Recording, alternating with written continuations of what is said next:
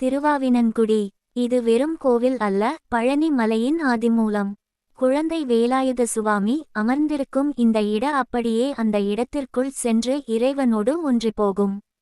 திருவாவினன்குடி ஆதிப்படை வீட்டின் மடியில் ஒரு ஆத்மார்த்த சரணாகதி. வாழ்க்கையின் இரைச்சல்களுக்கு நடுவே ஒரு நிமிடம் உங்கள் கண்களை மூடிக்கொள்ளுங்கள். கற்பனையில் அந்த பழனி மலையடிவாரத்திற்குச் செல்லுங்கள். அங்கே அந்த பிரம்மாண்டமான மலைக்கு கீழே குளிர்ந்த தென்றலும் மயில்களின் அகவல் சத்தமும் நிறைந்த ஒரு இடம். அதுதான் திருவாவினன்குடி. மலையேறிச் சென்று அந்த தண்டாயுதபாணியை பார்ப்பதற்கு முன்னால் நாம் இளைப்பாற வேண்டிய நம் தகப்பனின் ஆதி இருப்பிடம் இது. ஆதிமூலத்தின் தரிசனம், தி காட் மோட். இங்கே முருகன் ஒரு போர்வீரனாகவோ துறவியாகவோ இல்லை. அவன் ஒரு குழந்தையாக இருக்கிறான். திரு மகாலட்சுமி காமதேனு வினன் சூரியன் பூமாதேவி அக்னி தேவன் என ஐவரும் வணங்கிய தலம் இது. நீங்கள் கருவறைக்குள் நுழையும்போது அந்த மயில் வாகனத்தில் அமர்ந்திருக்கும் குழந்தை வேலாயுத சுவாமியின் முகம் தெரியுமே. அந்த ஒரு நொடி உங்கள் மூளை ஒரு அதீத நிலைக்கு செல்லும். அந்த சின்னஞ்சிறு திருமுகத்தில் வழியும் கருணை, இத்தனை நாள் எங்கே சென்றாய், உனக்காகத்தான் காத்திருக்கிறேன் என்று உங்களிடம் பேசுவது போல இருக்கும். அங்கே நிலவும் அந்த பழமையான அதிர்வு வைப்ரேஷன் உங்களை இந்த உலகத்திலிருந்து அப்படியே துண்டித்து ஒரு உயர்ந்த ஆன்மீக உணர்வுக்குள் காட் மோட் தள்ளிவிடும்.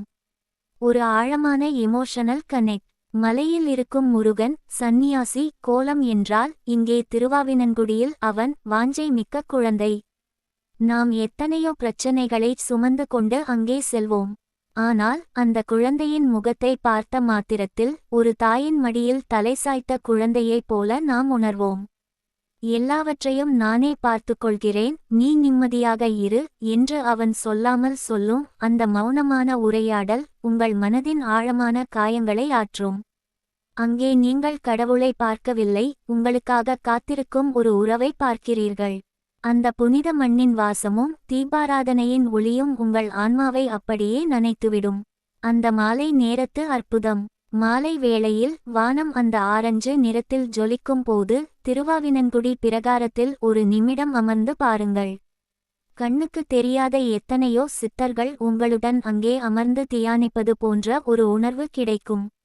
உங்கள் இதயம் மெதுவாக துடிக்கும், சுவாசம் சீராகும், தேவையற்ற அத்தனை எண்ணங்களும் கரைந்து போய் அங்கே மிஞ்சுவது அந்த வேலவனின் நாமம் மட்டுமே.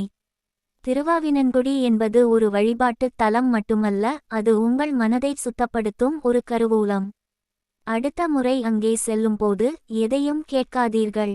அமைதியாக அவன் கண்களை பாருங்கள். அவன் உங்களை ஆட்கொள்வான்.